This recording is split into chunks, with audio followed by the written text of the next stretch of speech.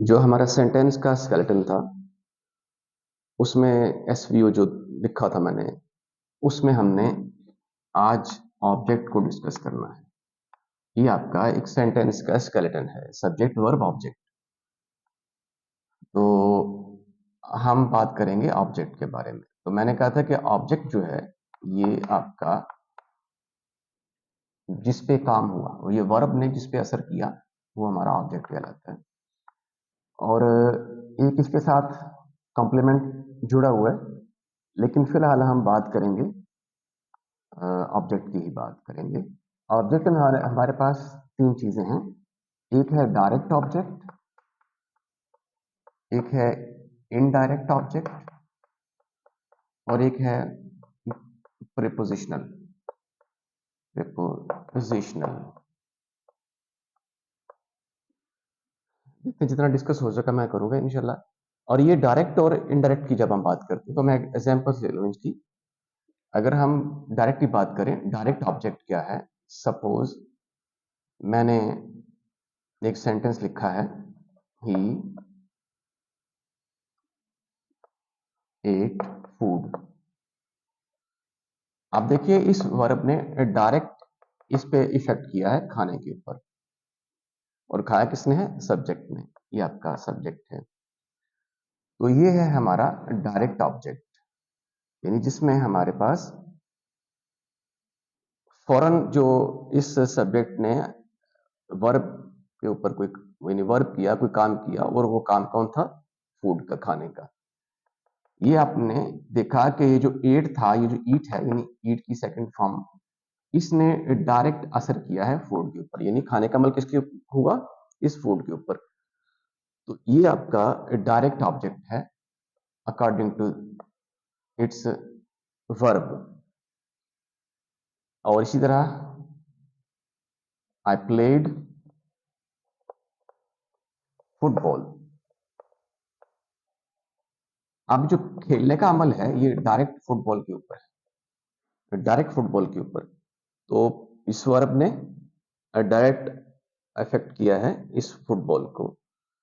तो ये जो इफेक्ट हुआ है फुटबॉल के ऊपर इस वर्ब के थ्रू, वो हमारा होता है डायरेक्ट ऑब्जेक्ट। और इस सब्जेक्ट ने ये सारा काम किया। ये था ऑब्जेक्ट है हमारा, लेकिन डायरेक्ट ऑब्जेक्ट है, डायरेक्ट ऑब्जेक्ट। इसी तरह अगर मैं बात करूं इनडायरेक्ट ऑब्जेक्ट की, तो इनडायरेक्ट ऑब्जेक्ट में हम एक एग्जांपल ले लेते हैं तो क्लैरिटी आ जाएगी। जैसे शी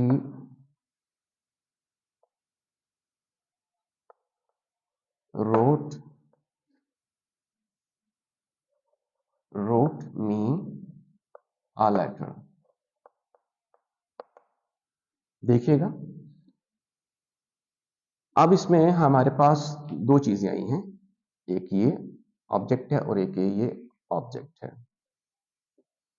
तो देखते हैं कि अब हमारे पास इनडायरेक्ट ऑब्जेक्ट कौन सा है। अगर मैं यहां तक लिखता, ही रोट मी समझ में बात ना आती, लिहाजा हमें ये लिखना पड़ना था कि रोट इनके क्या लिखा, इसलिए हमें क्लैरिटी आएगी सेंटेंस के अंदर। तो एक सेंटेंस में हमारे पास जो ऑब्जेक्ट होता है वो, अगर मैं सिंपल ये लिखूं आई एट फूड सपोज, देखिएगा ये जो फूड है ये आपका ऑब्जेक्ट है। ऑब्जेक्ट ही एट व्हाट, ये व्हाट का रिप्लाई है, he ate what he ate food, तो आपका ये व्हाट का रिप्लाई है। जो व्हाट का रिप्लाई है वो आपका हमेशा ऑब्जेक्ट कहलाएगा। इसी तरह अगर मैं ये लिखूं ही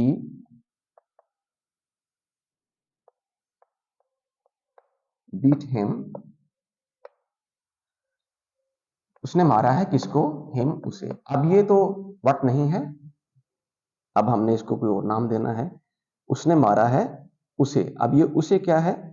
ये व्हाट का रिप्लाई तो नहीं हो सकता, ये होम है, और ये होम का रिप्लाई किसको मारा? क्या नहीं बल्कि किसको? तो देखा आपने। अच्छा, ये जो मैंने एस नहीं लगाया इसका मतलब कि बीट की सेकंड फॉर्म भी बीट ही होती है, लिहाजा हमने ये पास्ट इंडेफिनिट को यूज किया। ही बीट्स से हम भी लिख सकते हैं अगर वो तो प्रेजेंट होगा, क्योंकि ये फर्स्ट और सेकंड दोनों सेम इसकी फॉर्म्स हैं, लिहाजा ये बीट भी ठीक है। ये अंडरस्टूड है कि ये आपने सेकंड फॉर्म यूज की, चूंकि मैंने ही के साथ एस का इजाफा नहीं किया, तो ये अंडरस्टूड है कि ये आपका पास्ट ही है। तो ये देखिए आपने कि दो तरह से हम ऑब्जेक्ट को डील करते हैं, एक वर्ड का रिप्लाई लेते हैं और एक होम का रिप्लाई, होम का रिप्लाई लेते हैं। किसको? अगर आ जाइए पहले सेंटेंस की तरफ, अगर दोनों चीजें आ जाएं, अब देखें आप इसमें आपको दोनों चीजें नजर आ रही है। ही रोट मी का मतलब हु किसको लिखा? होम, होम ही रोट किसको लिखा उसने? होम। और ये आपका क्या लिखा है? ये वर्ड का रिप्लाई है। अगर आप गौर करें, यहां आपको दोनों चीजें मिलेंगी, वर्क भी मिलेगा और होम भी मिलेगा, होम। अगर हम इस तरह से वर्ड और होम को इकट्ठा आप डील करते हैं एक सेंटेंस के अंदर, तो जो व्हाट है वो आपका डायरेक्ट है, मैंने आपसे ही एट फूड मैंने जैसे एग्जांपल दी थी, तो जो व्हाट होगा वो होगा डायरेक्ट, और जो होम होगा वो होगा इनडायरेक्ट। यानी कि ये आपका जो व्हाट है ये आपका डायरेक्ट है, और ये जो व्हाट है ये होम जो है ये आपका, सॉरी, ये जो मी है ये आपका होम है, इसे हम कहते हैं इनडायरेक्ट। ये आपका है इनडायरेक्ट। तो सेंटेंस के अंदर जो होम का रिप्लाई होगा वो आपका होगा इनडायरेक्ट ऑब्जेक्ट, क्योंकि पहले खत का अमल हुआ है उसके बाद इसको मिला है। जो पहला अमल हुआ लिखने का अमल हुआ है, किसको? लेटर को लिखा उसने, क्या लिखा उसने? ये लिखा व्हाट। और किसको लिखा है? मी, मुझे। अच्छा, इसको हम यूं भी लिख सकते हैं, अगर हम इस तरह लिख दें, she wrote a letter to me, आप ऐसे भी लिख सकते हैं। आप देखिएगा कि व्हाट उसी तरह काम है, ये आपका व्हाट है, और टू मी होम है, ये आपका इनडायरेक्ट ऑब्जेक्ट है, और ये आपका डायरेक्ट ऑब्जेक्ट है। तो समझ आई हमें कि जो हम होम का रिप्लाई लेते हैं किसी सेंटेंस के अंदर, वो हमारा होता है इनडायरेक्ट स्पीच में, इनडायरेक्ट ऑब्जेक्ट होता है, इनडायरेक्ट ऑब्जेक्ट। और जो व्हाट का रिप्लाई होता है वो हमारा डायरेक्ट ऑब्जेक्ट होता है। ये छोटा सा कंसेप्ट था व्हाट, उसके डायरेक्ट और इनडायरेक्ट के बारे में। अब हम देखते हैं, मैं जल्दी इसलिए निपटा रहा हूं क्योंकि वीडियो लेंथी हो जाती फिर मसाइल पैदा होते हैं। अच्छा जी, अब आ जाइए प्रीपोजिशनल। प्रीपोजिशनल का मतलब कि आप कोई प्रीपोजिशन लिखेंगे और उसके हिसाब से आप ऑब्जेक्ट को डील करेंगे। नहीं, ऑब्जेक्ट से पहले आपका प्रीपोजिशन आना चाहिए। जैसे मैं कहता हूं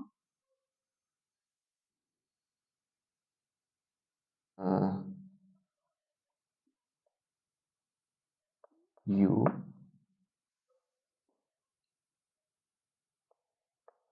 are waiting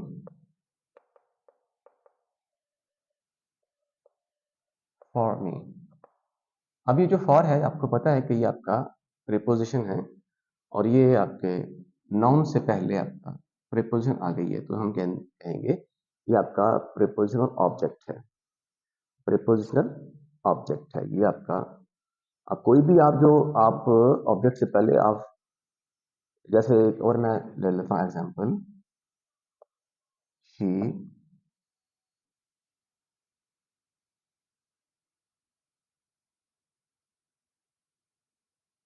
she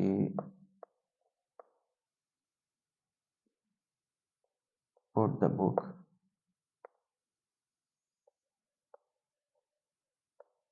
on the table।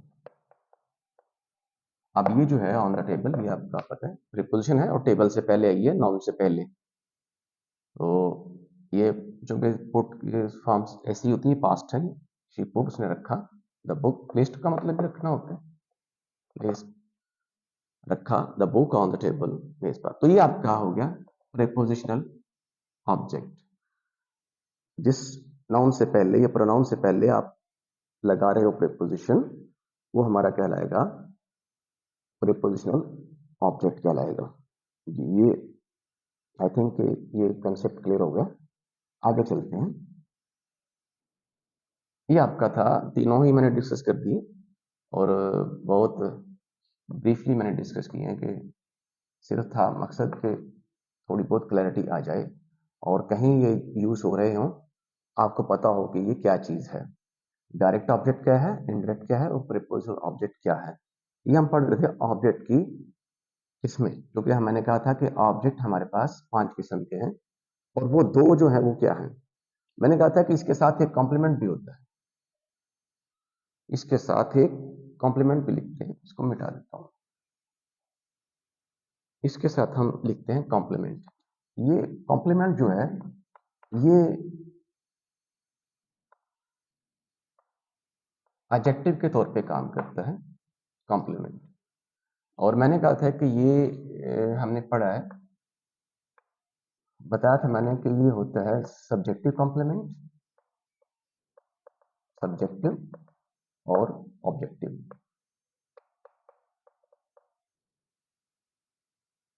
Subjective और ऑब्जेक्टिव कॉम्प्लीमेंट। पहली बात तो देखिए कॉम्प्लीमेंट होता क्या है। मैं अगर ये लिखूं शी इज ब्यूटीफुल, सपोज, ये मैंने कॉमन से वर्ड इसलिए लिखता हूं कि याद करना आसान होता है। इज ब्यूटीफुल वो खूबसूरत है।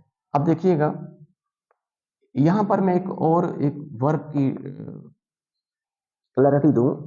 ये जो वर्ब यूज हुआ है ना, ये बी का वर्ब है, ये भी वर्ब होता है। आपको पता है कि जो बी है ये अपनी फॉर्म्स होती हैं, बी, इज, एम और आर। अच्छा, ये तो आपका प्रेजेंट है, प्रेजेंट, और इसकी पास्ट फॉर्म कौन सी होती हैं?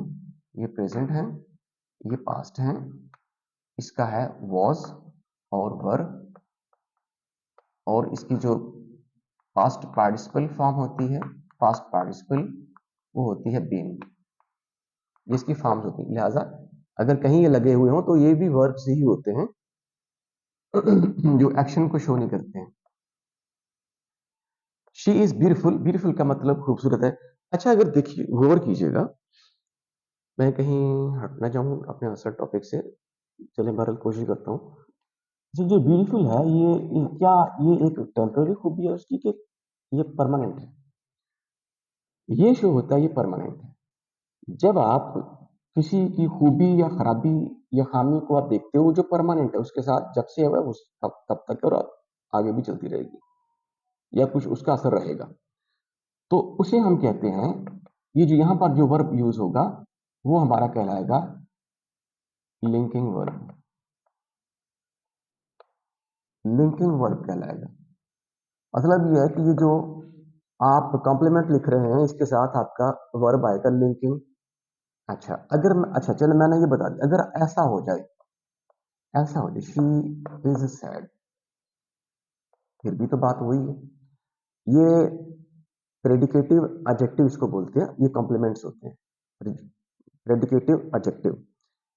और एक बात ये भी है, ये पूरा जो आपका सब्जेक्ट होता है वो आपका तो सब्जेक्ट है, इसके बाद सेंटेंस के अंदर जितनी बाद में चीजें आएंगी सारी की सारी प्रेडिकेट कहलाएंगी। प्रेडिकेट दो हिस्से, यानी कि सेंटेंस के दो हिस्से में टुकड़े कर दिए, एक हमेशा सब्जेक्ट होता है और उसके मुतल्लिका जो बात की जाती है, इंफॉर्मेशन दी जाती है, वो कहलाते हैं प्रेडिकेट। तो इज से लेकर आप जो भी लिखेंगे वो सारे का सारा ही प्रेडिकेट कहलाएगा। इज तो प्रेडिकेटिव एडजेक्टिव हुआ। अच्छा, अब मुझे बताइएगा कि तो मैंने कहा कि ये जो इज है ये लिंकिंग वर्ब है, ठीक है, मान लिया। अब यहाँ पर क्या करेंगे, ये तो उसकी परमानेंट उसका ये उसकी खूबी नहीं है, क्वालिटी नहीं है उसकी, परमानेंट तो नहीं है ये। इसका मतलब अगर हम कहें वो हैप्पी है वो सैड है, तो इसका मतलब कि पहले वो कुछ और था, अब वो है। अगर वो पहले सैड था या गुमसुम था, अब हैप्पी हुआ है, इसका मतलब ये कुछ लम्हे के लिए वो ऐसा उसकी जो कैफियत बदली है, कंडीशन बदली है। तो वो जो, हालांकि ये भी आपका एडजेक्टिव ही है, ये प्रेडिकेटिव एडजेक्टिव है, लेकिन यहाँ पर हम इस वर्ब को जरा चेंज कर देते हैं, इसका नाम बदलते हैं, इसे हम कहते हैं कॉपुलर। कॉपुलर भी कहते हैं और कपुला भी कहते हैं। ये दो वर्ड इसके लिए ये होता है। ये परमानेंट के लिए लिंकिंग वर्ब होता है और टेम्पररी के लिए आप कपुलर वर्ब को यूज करते हैं, कपुलर एडजेक्टिव सॉरी ये वर्ब सॉरी कपुलर वर्ब यूज करते हैं इसको हम। अब इस हालांकि दोनों सेम, कोई फर्क नहीं है, लेकिन इसमें कुछ और है, इसमें कुछ और है। ये लिंकिंग है, ये कपुलर है, ये कपुला है। कहने का मतलब ये था, ऐसी बात आ गई, कहने का मतलब ये था कि ये आपका जो प्रेडिकेटिव एडजेक्टिव है, ये आपका डायरेक्ट इसके साथ ताल्लुक जुड़ता है। ये आप जोड़ते हैं इसका इसके साथ डायरेक्ट। तो ये है आपका सब्जेक्टिव कॉम्प्लीमेंट। जो ये कॉम्प्लीमेंट है, ये एक अगर मैं इसी इस करूं तो समझ में कुछ नहीं आएगा, ये इनकम्प्लीट होगा। हमें कुछ लिखना पड़ेगा कि वो क्या है। तो वो जो कंप्लीशन कंप्लीशन है इसकी, जो अल्फाज की, वो हमारा कॉम्प्लीमेंट कहलाते हैं और ये सब्जेक्टिव कॉम्प्लीमेंट होगा। आई थिंक ये क्लियर हो गया point. Next is subjective complement और एक हमारा था ऑब्जेक्टिव कॉम्प्लीमेंट। ऑब्जेक्टिव कॉम्प्लीमेंट अब ये इसके साथ जुड़ा। ऑब्जेक्टिव कॉम्प्लीमेंट में देखिएगा, मैं एक एग्जांपल, जो एग्जांपल के थ्रू ही आप इसको अंडरस्टैंड कर सकते हैं, ऐसे नहीं। यानी कि इसका ताल्लुक ऑब्जेक्ट से होगा, ये नाम से ज़ाहिर है, जैसे कि ऑब्जेक्टिव है तो इसका ताल्लुक ऑब्जेक्ट से होगा। वो जो सब्जेक्टिव था उसका ताल्लुक सब्जेक्ट से था। अब कैसे? जैसे मैं कहता हूं दे declared him honest। अब आपने गौर करना इस बात पे कि दे डिक्लेयर्ड हिम, आपको पता है कि ये आपका एक कंप्लीट सेंटेंस है। उन्होंने उसको उसके बारे में बात कर दी, ये और व्हाट है, क्या बात कर दी? ऑनेस्ट, कि वो एक ऑनेस्ट है। अब हमें देखना है कि जो ऑनेस्ट है, ये दे के बारे में बात हो रही है कि हिम के बारे में बात हो रही है। ये तो उन्होंने बात की है ना, और हिम उसने कहा है कि वो इसके बारे में, यानी कि ये इसका ताल्लुक आपका सब्जेक्ट से नहीं बल्कि ऑब्जेक्ट के साथ है।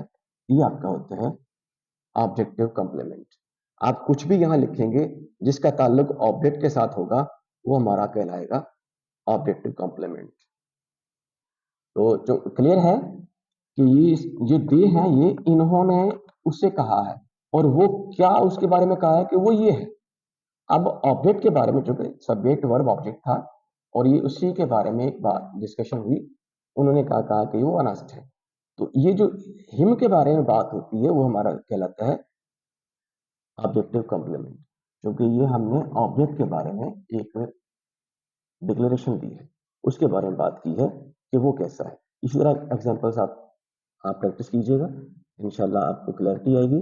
ये हमारा छोटा सा टॉपिक था जो मैं चाह रहा था कि मैं डिस्कस करूं। अब हमारा SVO जो है, ये जो SVO है ये कंप्लीट है, लेकिन इसमें कुछ चीजें रहती हैं जो वर्ब थी।